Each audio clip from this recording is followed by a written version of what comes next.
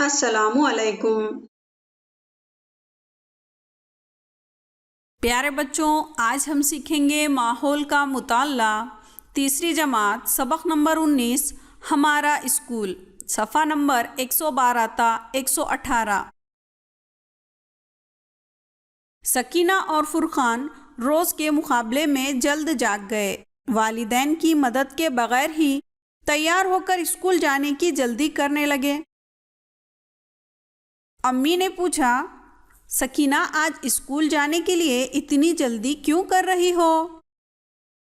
سکینہ نے کہا، آج ہمارے پھول بن پرائمری اسکول کی سالگرہ ہے۔ آج وہاں ہمیں کھانے کی چیزیں بھی ملیں گی۔ کل ہی ہم نے اپنی کلاس کی صفائی کی ہے۔ کلاس کی صفائی اور سجاوٹ کا مقابلہ ہے۔ مجھے اپنا اسکول بہت اچھا لگتا ہے۔ ابا نے کہا، فرقان، ہمارے زمانے میں تو ایسا کچھ نہیں ہوتا تھا۔ فرقان نے کہا، ابا جان، میری سالگرہ کی طرح ہی یہ اسکول کی سالگرہ ہے۔ ہمارا اسکول کھیل اور مختلف مقابلوں میں بھی ہمیشہ آگے ہی رہتا ہے۔ ہمارے اسکول میں تقریری مقابلے ہوتے ہیں، کھیلوں کے مقابلے ہوتے ہیں۔ ابا جان، پروجیکٹ مکمل کرنا، پکنک پر جانا، ثقافتی جلسے میں حصہ لینا مجھے بہت اچھا لگتا ہے۔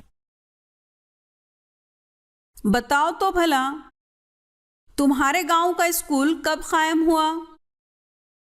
تمہارے اسکول کا یوم تاسیس کس طرح منایا جاتا ہے؟ تمہیں اپنے اسکول کی کون سی باتیں پسند ہیں؟ کیا تمہیں معلوم ہے، ہمارے ملک میں کسی زمانے میں طلبہ علم حاصل کرنے کے لیے اپنے استاد کے گھر جایا کرتے تھے۔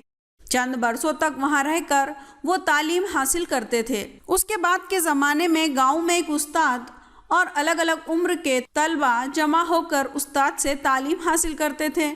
طلبہ زمین پر الفاظ اور ہند سے لکھ کر سیکھتے تھے۔ اس زمانے میں لڑکیوں کی تعلیم کا رواج نہ تھا۔ تعلیم کا موجودہ طریقہ انگریزوں نے شروع کیا۔ اس کے بعد مہاتما پھولے اور کرانتی جیوتی ساوتری بائی پھولے نے پونا میں لڑکیوں کی تعلیم کی ابتدا کی۔ ان کے ساتھ اس عمل میں فاطمہ شیخ بھی شامل تھیں اور ان کے بھائی عثمان شیخ نے اپنا گھر اس مقصد کے لیے جیوتیبا پھولے کو وقف کر دیا تھا۔ اسکولی تعلیم میں تبدیلی۔ پہلے چھوٹی چھوٹی بستیوں میں اسکول ہوا کرتے تھے۔ کسی درخت کے نیچے یا سایہ دار جگہ پر طلبہ جمع ہو جاتے۔ ایک ہی استاد الگ الگ عمر کے طلبہ کو تعلیم دیا کرتا۔ اس میں پہاڑے، جمع، تفریق، ضرب، حروف کی پہچان، حساب شامل ہوا کرتے تھے۔ انگریز بھارت آئے تو انہوں نے تعلیم کا وہ طریقہ شروع کیا جو آج بھی جاری ہے۔ اپنے ملک کے لوگوں کی سمجھ میں یہ بات آ گئی تھی کہ تعلیم کے بغیر ترقی کرنا ممکن ہی نہیں ہے۔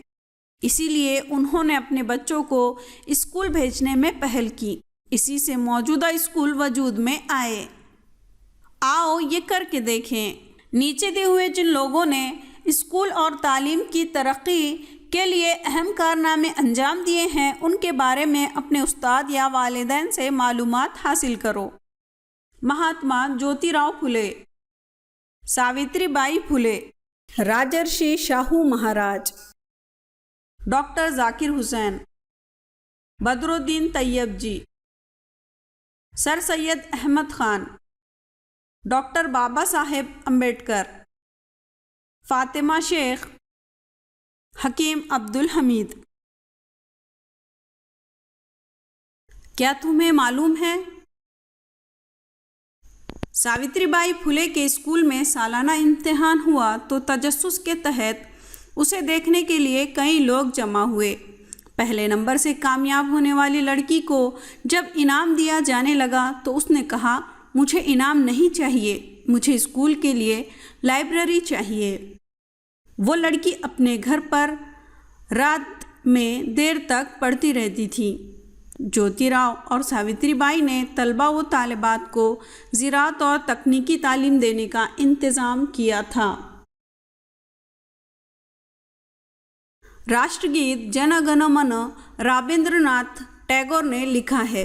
उन्होंने बंगाल में वाक़ बोलपुर में एक स्कूल शुरू किया था। हरे भरे दरख्त, रंग बिरंगे फूल, चहचहाते हुए परिंदे, नीला आसमान, ऐसे माहौल में ये स्कूल हुआ करता था।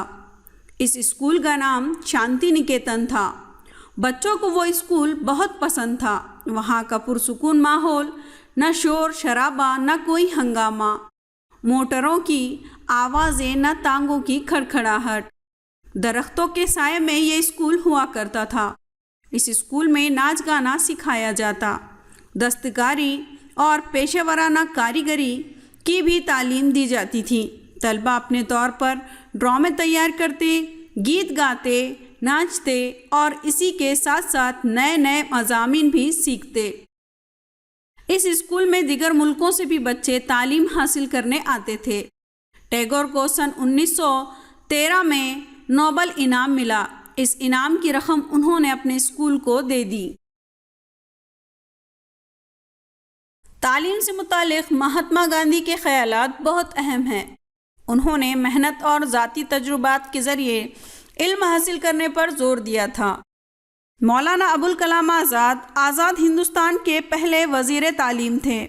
उन्होंने यूनिवर्सिटी एजुकेशन कमीशन और सेकेंडरी एजुकेशन कमीशन का तक़र्रुर किया। यूनिवर्सिटी ग्रांट कमीशन के क़याम में भी उनका बहुत अहम रोल था। निसाब में साइंस और तकनीकी उलूम को शामिल करने के वो ज़बरदस्त हामी थे। हर साल उनके यौम पैदाइश 11 नवंबर के मौके पर सारे मुल्क में कौमी यौम तालीम मनाया जाता है। बताओ तो भला, स्कूल के मैदान पर कौन से खेल खेले जाते हैं? स्कूल को किस तरह से साफ सुथरा रखा जाता है? इसमें आप क्या मदद करते हैं? तुम स्कूल की कौन कौन सी सरगर्मियों में हिस्सा लेते हो? तुम स्कूल किस तरह आते हो? स्कूल में हम नई नई बातें सीखते हैं, नज़में और गीत गाते हैं, तस्वीरें बनाते हैं। स्कूल में हमें खो खो, कबड्डी, लेज़िम जैसे खेल खेलने का भी मौका मिलता है। हमें रोज़ाना स्कूल जाना चाहिए। वक्त पर स्कूल जाने से हम वक्त की पाबंदी के आदी बन जाएंगे। हम स्कूल में ये भी सीखते हैं कि सफाई का ख्याल किस तरह रखा जाए। स्कूल ही में हमें पता चलता है कि अवामी मुकामात पर सफाई किस कदर अहम है। ज़ाती और उमूमी सफाई से हमारी सेहत अच्छी रहती है। इसे हमेशा सहन में रखें। बाज़ स्कूलों में हर जमात के 2 या 3 तलबा स्कूल ख़त्म होने के बाद बारी बारी से अपनी जमात की सफाई करते हैं। इससे उनमें खुद मेहनत करने की आदत पड़ती है। स्कूल और अपनी जमात से अपनायत का जज्बा बेदार होता है।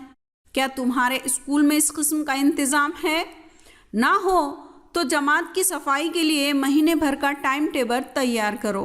इसमें तमाम तलबा को शामिल करो।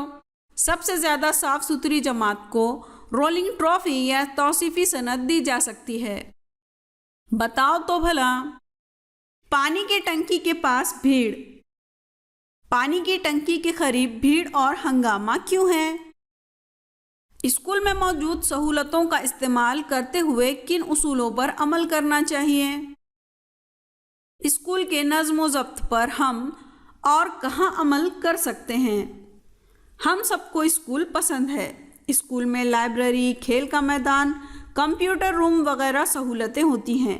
हम उनका इस्तेमाल करते हैं। उन सहूलतों का फ़ायदा सबको पहुंचना चाहिए। उन्हें इस्तेमाल करते हुए हम सब उसूलों की पाबंदी करें। इन सहूलतों के इस्तेमाल के लिए कतार में खड़े रहें। लाइब्रेरी की किताबें वक्त पर वापस करें। किताबों के सफ़हात ना फाड़ें, ना उन्हें ख़राब करें। जमात के बेंच और दीवारें साफ़ सुथरी रखें। खेल ख़त्म होते ही खेल का सामान उसकी जगह पर रखें। बताओ तो भला, कुछ बच्चों में लड़ाई हो रही है। उस्ताद बीच बचाव करते हुए, दोस्त आपस में क्यों लड़ते हैं? इस लड़ाई को ख़त्म करने के लिए तुम क्या करोगे? جس کے ساتھ لڑائی ہوئی ہے، صلح ہو جانے کے بعد اس کے ساتھ تم کس طرح کا برتاؤ کرو گے؟ لڑائی ختم کرنے کے لیے کیا تم اپنے استاد کی مدد لو گے؟ اپنے دوست یا سہیلی کے ساتھ لڑائی ہو سکتی ہے۔ اس معاملے کو سمجھداری اور چین و امن کے ساتھ سلجھانا چاہیے۔ تکرار میں سب کو اپنی بات کہنے کا موقع ملنا چاہیے۔ لڑائی میں کسی کو بھی جسمانی نقصان نہیں پہنچنا چاہیے۔ معاملہ نہ سلجھتا ہو تو استاد کی مدد حاصل کریں۔ آپسی لڑائی کو امن و سکون کے ساتھ نمٹانے کی عادت اچھی ہوتی ہے۔ اس عادت کے سبب اجتماعی زندگی کے مسئلے سمجھداری کے ساتھ حل کیے جا سکتے ہیں۔ اجتماعی زندگی کے مسائل اگر پرامن طریقے سے سلجھائے جائیں تو ہماری بہت سی پریشانیاں دور ہو سکتی ہیں۔ بتاؤ تو بھلا، کیا تمہارے اطراف ایسے بچے ہیں جو اسکول نہیں جاتے؟ وہ اسکول کیوں نہیں جاتے؟ ہر لڑکے لڑکی کو اسکول جانے کا موقع ملنا چاہیے۔ اسکول سب کے لیے ہوتے ہیں۔ اسکول کی وجہ سے ہمیں سب کے ساتھ مل جل کر رہنے کی عادت پڑتی ہے۔ طرح طرح کے لوگوں سے ہماری پہچان بڑھتی ہے۔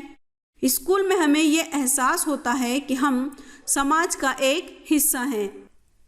کیا تمہیں معلوم ہے 14 برس سے کم عمر کے لڑکے لڑکیوں سے کارخانوں، دکانوں یا دوسری خطرناک جگہوں پر کام لینے پر پابندی ہے۔ سال 2006 کے استحصال کی مخالفت کے حق کی توسیع کرتے ہوئے بچہ مزدوری قانون کی روح سے جرم قرار دیا گیا ہے۔ ہم نے کیا سیکھا؟ ذاتی اور عمومی صفائی سے ہماری صحت اچھی رہتی ہے۔ ہم سب کو اسکول پسند ہے۔ اجتماعی زندگی میں ہمیں اپنے مسائل اور تکرار کو پرامن طریقے سے سلجھانا چاہیے۔ ہر لڑکے لڑکی کو اسکول جانے کا موقع ملنا چاہیے۔